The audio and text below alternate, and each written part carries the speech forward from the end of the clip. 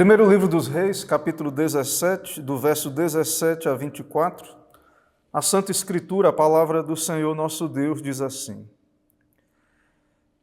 Depois disto, adoeceu o filho da mulher da dona da casa, e a sua doença se agravou tanto que ele morreu. Então disse ela a Elias: Que fiz eu, ó homem de Deus? Vieste a mim para trazeres à memória a minha iniquidade e matares o meu filho? Ele lhe disse: Dá-me o teu filho. Tomou dos braços dela e o levou para cima, ao quarto, onde ele mesmo se hospedava, e o deitou em sua cama. Então clamou ao Senhor e disse: Ó Senhor meu Deus, também até a esta viúva com quem me hospedo, afligiste, matando-lhe o filho. E estendendo-se 3 vezes sobre o menino, clamou ao Senhor e disse: Ó Senhor meu Deus, rogo-te que faças a alma deste menino tornar a entrar nele. O Senhor atendeu à voz de Elias, e a alma do menino tornou a entrar nele, e reviveu. Elias tomou o menino e o trouxe do quarto à casa, e o deu à sua mãe, e lhe disse: Vê, teu filho vive. Então a mulher disse a Elias: Nisto conheço agora que tu és homem de Deus, e que a palavra do Senhor na tua boca é verdade. Amém. Vamos orar. Senhor Deus, nós te adoramos diante da tua presença santa em adoração pública, nesse momento em que a tua palavra será anunciada, exposta. Pedimos a tua graça, ó Deus, pedimos a obra do teu Santo Espírito, ilumina a nossa mente, o coração, dá-nos ouvidos para ouvir a tua voz, a voz de Cristo. Assim vem o teu reino, ó Deus, sobre nós. Abençoa o teu povo, ó Deus, com a tua palavra, fortalece, também exorta e dá-nos, ó Deus, olhar para Jesus por meio deste texto, por meio da vida do profeta Elias. É no nome de Jesus que oramos. Amém.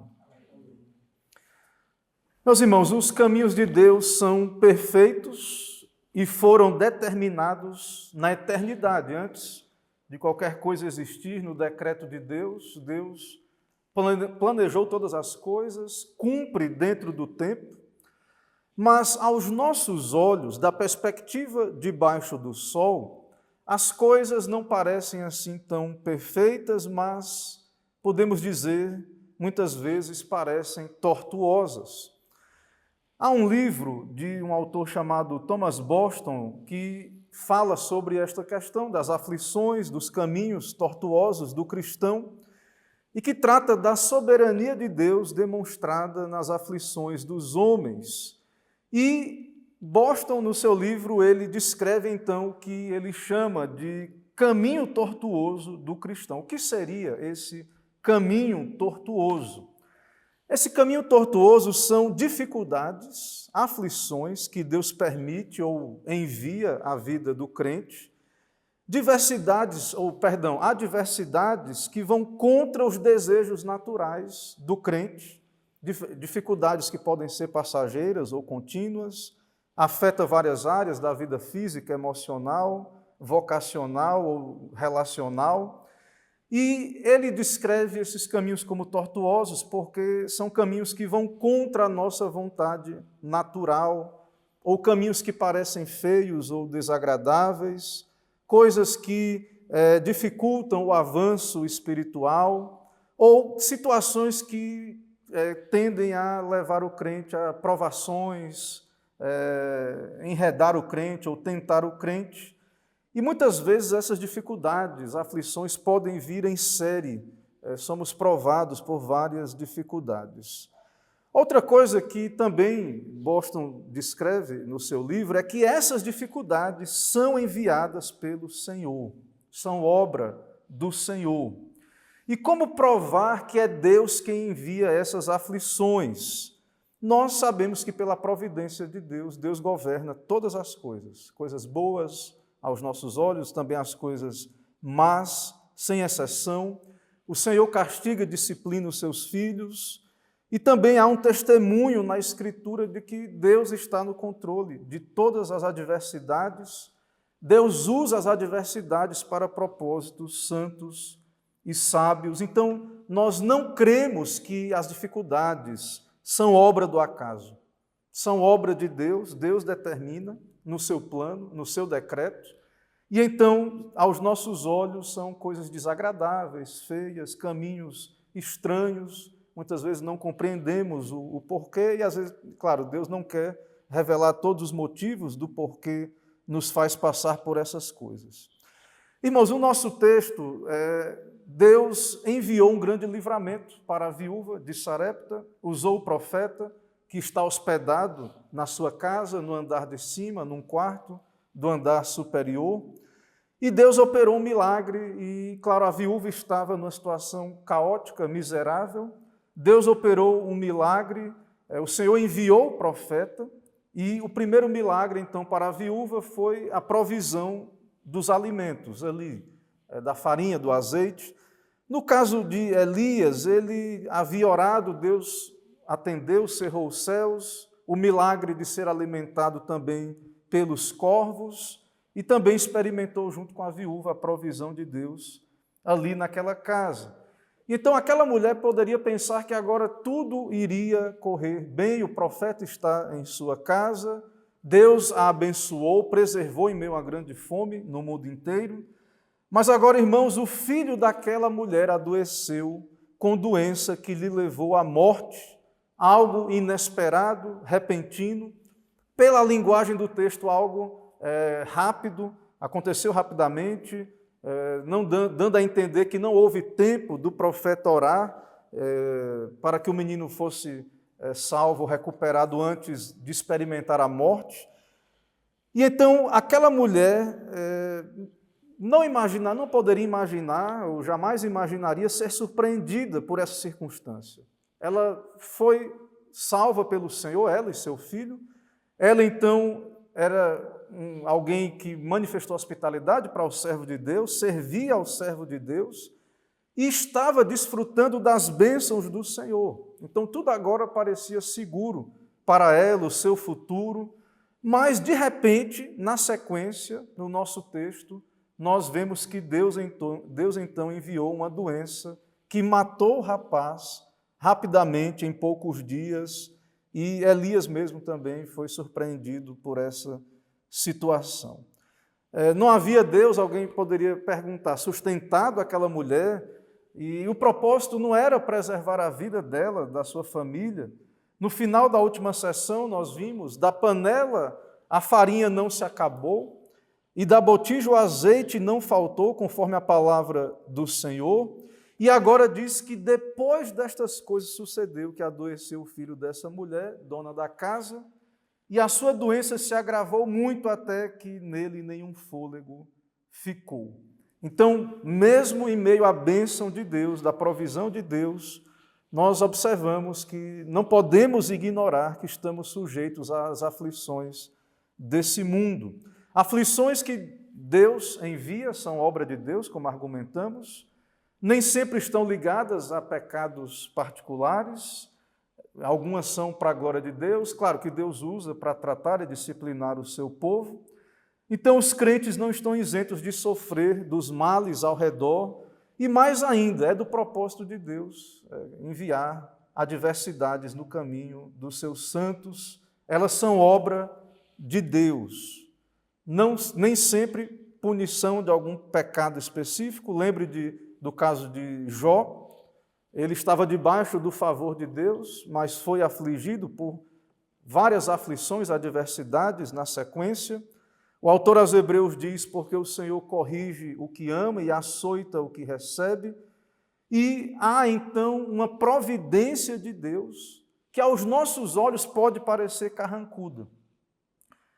O autor John Piper, ele tem um livro chamado O Sorriso Escondido de Deus, e é uma série onde ele descreve as aflições de vários homens de Deus do passado, E um deles, William Cowper, afirmou: não julgue o Senhor com débil entendimento, mas confie nele para a sua graça.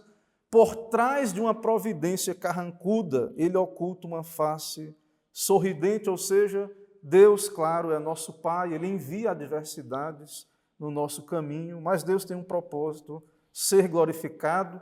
Foi assim na vida de José, de Daniel e de outros santos de Deus, fiéis, piedosos e que passaram por adversidades.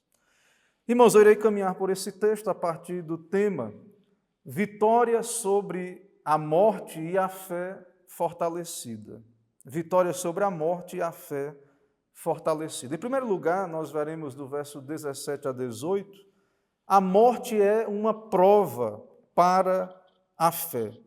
O texto diz então que adoeceu o filho da mulher, verso 17 aí, dona da casa, e sua doença se agravou, que ele morreu. E então observamos do texto que é o caminho de Deus enviar provações, muitas vezes é o caminho de Deus enviar provações após um período de bênçãos ou de vitórias. É o caso aqui da viúva.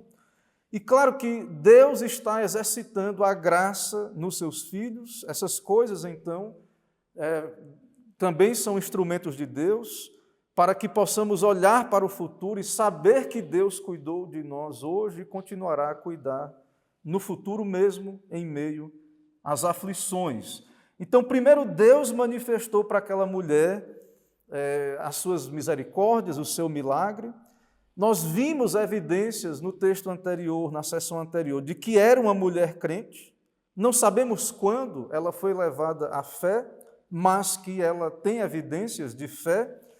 E agora, então, ela é provada com a morte de seu filho. Primeiro veio a fome que lhe provou, Deus lhe deu um livramento por Elias, mas agora ela é provada com a perca do seu filho.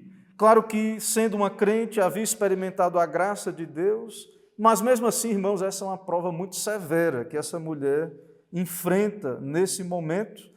Claro que tem propósitos de ser fortalecida a sua fé, as suas convicções. Há um teste agora mais profundo que o anterior. E imagine, pense, quão grande teste é para essa mulher perder o seu único e precioso filho. Uma mulher viúva, então já havia perdido o seu marido, o companheiro da sua mocidade, para lhe sustentar em sua velhice e lhe confortar, e agora as suas afeições estão neste rapaz.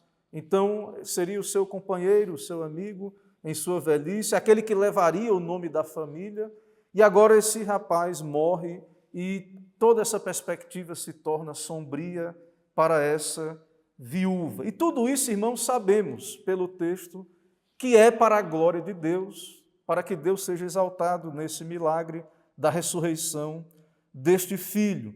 Tudo isso é preparatório para que essa mulher pudesse experimentar mais ainda da graça de Deus. A própria ressurreição de seu filho. E esse é um milagre extraordinário, é a primeira vez nas Escrituras que temos o relato de um milagre de ressurreição dos mortos.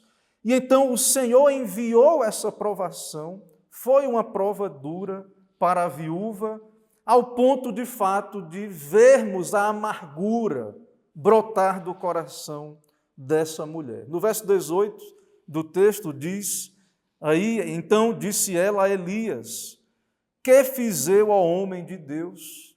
Vieste a mim para trazeres à memória a minha iniquidade e matares o meu filho? Então, nós vemos o efeito dessa prova do sofrimento. Aqui é exposto o seu coração, a sua mágoa, a sua amargura, diante da providência de Deus. E isso se manifesta, então, essa mulher, de fato, está em perplexidade. Claro que a vontade de Deus é boa, perfeita e agradável. Deus fará todas as coisas cooperarem para a vida dos seus eleitos, para o bem. Mas aqui nós temos então essa mulher expondo a sua amargura para o profeta. Ou seja, a sua fé está sendo provada gravemente. Não é fácil dizer com Jó: o Senhor deu, o Senhor tomou, bendito seja o nome do Senhor.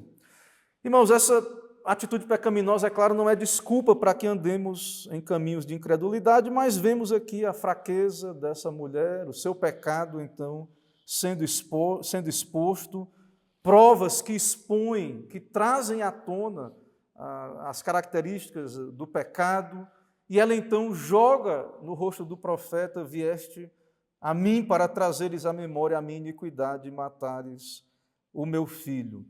Então Deus envia provações. É possível que enquanto as coisas estejam bem, como aquela mulher desfrutava da provisão de Deus, e Deus usa isso para alertar os seus filhos, para que não confiem nesse mundo. O crente reconhece a mão de Deus, a soberania de Deus, o governo do Senhor sobre estas coisas. O incrédulo não entende, ele acha que não merece passar por sofrimentos, acha que não é pior do que outros que passam pelo mesmo sofrimento. Mas o crente diz com o salmista, no Salmo 119, foi-me bom ter sido afligido para que aprendesse os teus estatutos. Mas, irmãos, por que é que Deus trata os seus filhos dessa maneira? Tem alguns pontos aqui, por que é que Deus muitas vezes trata o seu filho dessa maneira. Eu quero pontuar algumas situações, alguns motivos, não sabemos de tudo, mas há alguns aqui. Primeiro, para testar o estado espiritual do crente. Então, Deus ele usa na sua providência adversidades e isso manifesta as graças, o estado espiritual dos seus filhos. Se há ali uma fé real ou apenas superficial, se há ali apenas alguém hipócrita ou um verdadeiro santo de Deus. Também Deus envia provações para nos despertar para o dever e nos desapegar desse mundo. Ou seja, a nossa esperança não pode estar apenas nas coisas desta terra. Devemos, claro, de modo último, confiar no Senhor, e Deus então faz isso. Outra coisa que vemos a mulher falar, apesar de que não é um pecado específico, é trazer a lembrança de pecados, ou de quem somos como pecadores. Então, muitas vezes, a aflição traz à memória pecados antigos, nos leva ao quebrantamento, ao arrependimento, para que possamos ir a Cristo, pedir perdão ao Senhor e até mesmo buscar uma melhor obediência. Ou seja, corrigir ou punir o pecado, embora não haja um pecado diretamente, mas a viúva é corrigida, todos nós somos disciplinados pelos caminhos do Senhor. Deus aperfeiçoa o caráter dos seus filhos por meio das provações. Também prevenir o pecado, muitas vezes Deus faz isso para nos desmamar desse mundo, revelar corrupções ocultas, exercitar a graça, ou seja, há vários motivos pelos quais é do propósito de Deus que as aflições façam parte da nossa vida nessa terra.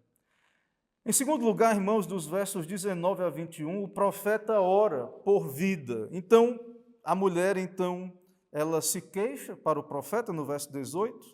No verso 19, ele lhe disse, dá-me o teu filho. Tomou dos braços dela e o levou para cima, onde ele mesmo se hospedava e o deitou em sua cama. Então, orou a Deus. O texto diz que orou a Deus. Meus irmãos, Elias reage de modo piedoso e leva o problema diretamente a Deus. E como profeta, aqui uma figura mediatória, um tipo de Cristo, Elias, como vimos no verso 18, foi injuriado.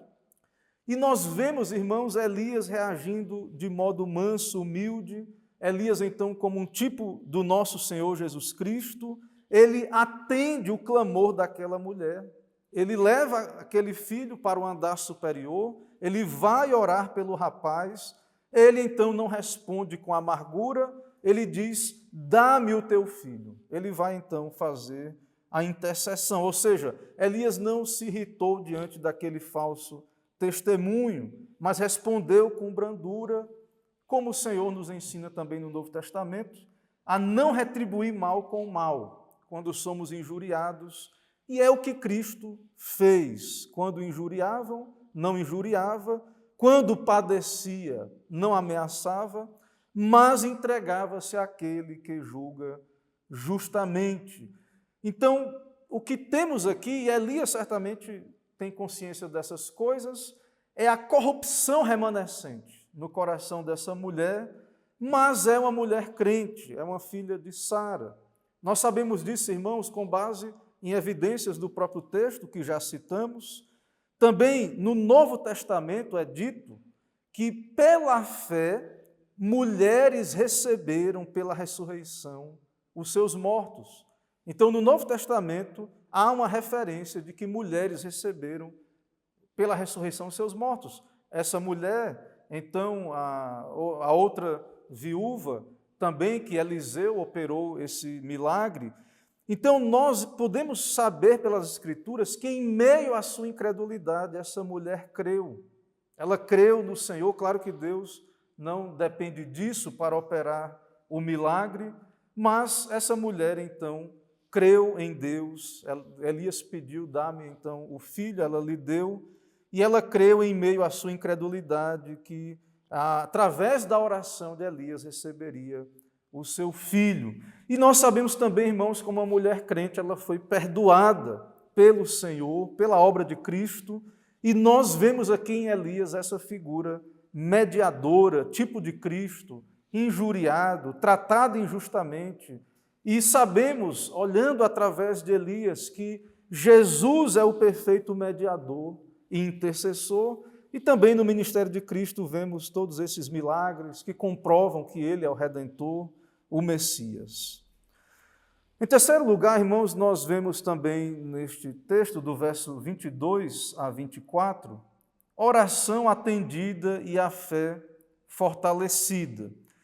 Então, o Elias orou, e vimos aí que no verso 21, 3 vezes sobre o menino, e no verso 22 diz que o Senhor atendeu a voz de Elias, e a alma do menino tornou a entrar nele. Deus ouve e responde. A resposta é um milagre, a ressurreição. A alma voltou para o corpo. E então, aquele menino, aquele rapaz, então voltou à vida por um milagre, pela intervenção de Deus. E esse, irmãos, é um grande sinal e que aponta para o futuro, para a ressurreição de Cristo, para a ressurreição também que teremos na volta do Senhor Jesus Cristo, na sua segunda vinda. E então, em meio a essa circunstância aflitiva, Deus opera este grande sinal e a fé daquela viúva, então, amadurece e ela reconhece as credenciais do profeta, de que ele é verdadeiro, de que a sua palavra é palavra de Deus, ou seja, as credenciais de Elias como profeta são manifestas ali de maneira incontestável. E veja a importância disso, irmãos, dentro do contexto de toda essa narrativa, em que Elias está a confrontar Acabe e os profetas de Baal. O Senhor está preparando Elias para confrontar o baalismo, a crença, a religião de Baal, que crê em um falso Deus. E o baalismo, então, crê num Deus que opera apenas através das forças da natureza. E então era necessário confundir esse paganismo. Estes que creem que tudo são as causas naturais, não creem no Deus Todo-Poderoso, o Criador do céu e da terra, o Deus que tudo opera conforme a sua vontade, a sua providência. Então essa era a fé desta falsa religião, como muitos hoje também creem apenas nas coisas naturais, e era necessária a manifestação de um poder sobrenatural, que ficasse claro que nada é impossível para Deus. E aqui nós temos, irmãos, neste milagre da ressurreição, isso manifesto, isto que é algo que manifesta o grande poder de Deus, o Criador da vida, o mantenedor dela. A vida pertence ao Senhor, e que muitos foram incrédulos, como os pagãos do passado. Até mesmo temos no Novo Testamento a seita dos saduceus, que não criam de modo algum em ressurreição. Então, toda essa incredulidade, aqui no caso dos profetas de Baal, de Israel, nesse contexto de apostasia, ela é combatida e Elias está sendo preparado por Deus para enfrentar estas questões, e em meio a esse processo, Deus o usa para fazer esse milagre extraordinário. Irmãos, a partir desse texto ainda aplicações para as nossas vidas. Meus irmãos, Cristo, Ele de fato é a vida em meio à morte. Deus usou Elias, a sua oração perseverante, ele orou 3 vezes ao Senhor, rogou a Deus que fizesse a alma do menino voltar ao seu corpo, e Cristo é aquele que de fato tem esse poder, é o autor da vida. Cristo de fato venceu a morte, é pela obra de Cristo de fato que nós temos vida eterna e experimentaremos em Cristo essa ressurreição, este milagre. E nós vivemos com essa perspectiva de que servimos a um Deus que é todo-poderoso, é o Deus da vida, é o Deus que ressuscita mortos, e nós então sabemos que no final teremos a vitória, a ressurreição, passaremos pelas adversidades dessa vida, mas nessa esperança de que a ressurreição de fato é algo que Deus opera, porque Ele é o Deus todo-poderoso. Aqui nós vemos também, irmãos, que Cristo confirma a palavra com obras poderosas. Há um padrão na Bíblia. Deus envia a sua palavra e sinais que confirmam a sua palavra. E então nós temos esse padrão dentro da progressividade da revelação do Antigo Testamento. No Novo Testamento também Cristo operou muitos milagres. Os profetas, os apóstolos e profetas do Novo Testamento, a igreja do Novo Testamento, a igreja apostólica também experimentou então esses milagres, especialmente associados à tarefa dos apóstolos, à escrituração do Novo Testamento. E então Cristo, ele confirma a pregação por sinais. E aqui nós temos, no caso de Elias, a ressurreição deste filho da viúva, e que fez então aquela mulher reconhecer que ele era homem de Deus. E no Novo Testamento a mesma coisa, os milagres, eles testificam de que Cristo é o Filho de Deus, ele é o enviado do Pai, que a palavra de Cristo, de fato, ela é digna de confiança. Então, tudo isso, irmãos, nós podemos, à luz do Novo Testamento, ter a plena convicção e certeza. Também vemos aqui em Elias um tipo de Cristo que intercede, e nós sabemos então que Elias foi ouvido, a sua oração, orou com insistência. Muito mais Cristo, a intercessão de Cristo em nosso lugar. Cristo vive sempre para interceder por nós, o seu povo. Temos aqui um grande milagre da ressurreição, que aponta para a ressurreição de Cristo, antecipa a ressurreição de Jesus, também antecipa a vitória final sobre a morte.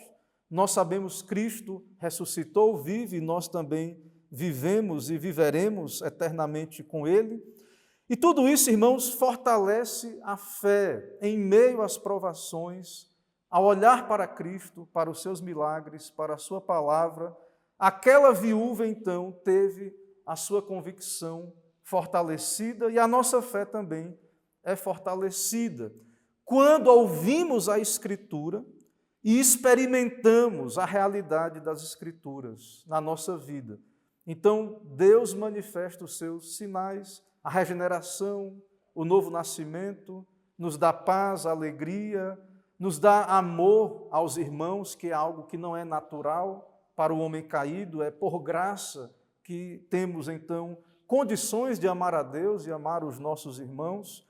Então, nós também temos a palavra de Deus sendo pregada nos nossos dias, e embora não vivemos numa época de sinais para autenticar a revelação, não vivemos mais num tempo em que é necessário que Deus ressuscite, embora irá ressuscitar no último dia. Então, irmãos, nós temos sinais da obra da graça, de uma vida piedosa, e isso também deve fortalecer a nossa fé, saber que a palavra de Deus é pregada e que Deus acompanha a pregação com sinais, com vidas transformadas, com pessoas que são salvas de fato pela graça de Deus. Deus também usa o sofrimento para se revelar. Deus fala por meio do sofrimento, a sua providência. Deus chama pecadores a considerar os seus caminhos, como foi o caso dessa viúva. E Cristo, então, opera através de tudo isso. Cristo devolveu vida àquele menino, mas sabemos muito mais, Cristo nos dá vida eterna, Cristo venceu a morte e nos livra do medo da morte. Irmãos, que o Senhor nos ajude, que o Senhor fortaleça a nossa fé, que possamos ser exercitados na graça do Senhor, em meio às dificuldades, provações, que sejamos maduros na fé ao enfrentar dificuldades, adversidades, provações, e saber que é o caminho normal também do Senhor para o nosso fortalecimento. Que o Senhor nos abençoe. Amém. Irmãos, vamos ficar em pé nesse momento, vamos orar.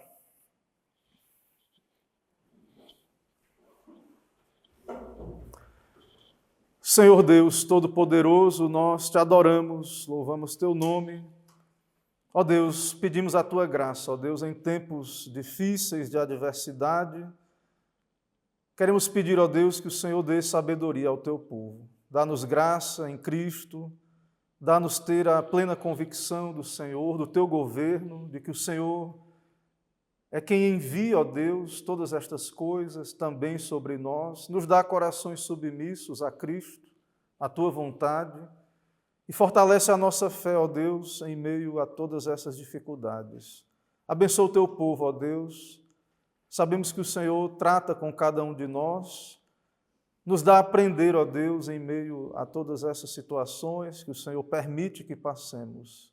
Nos dá a ter uma relação cristã, bíblica, com o sofrimento, ó Deus, as adversidades. Assim, fortalece a tua causa, dá bênçãos espirituais ao teu povo. Abençoa esta semana, ó Deus, protege e guarda cada um de nós. Nos dá, assim, a tua bênção e ouve as nossas orações. É o que pedimos e oramos no nome de Cristo. Amém.